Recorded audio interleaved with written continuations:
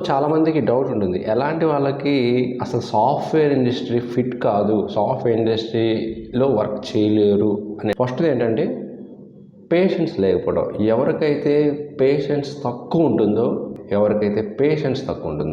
సెకండ్‌ది short temper అంటాం. ఎవరికైతే త్వరగా కోపం వస్తుందో, ఏదన్నా మీ లీడ్ కానీ మీ మేనేజర్ కానీ ఏదైనా చెప్పారనుకోండి, ఏదైనా వర్క్ చెప్పారనుకోండి అడిషనల్గా, వెంటనే కోప్పడి అసలు అరిచేస్తూ అది ఇది చేస్తే వాళ్ళు ఎక్కువ కాలం ఒకే కంపెనీలో ఒకే ఆర్గనైజేషన్లో ఉండటం కష్టమవుతుంది.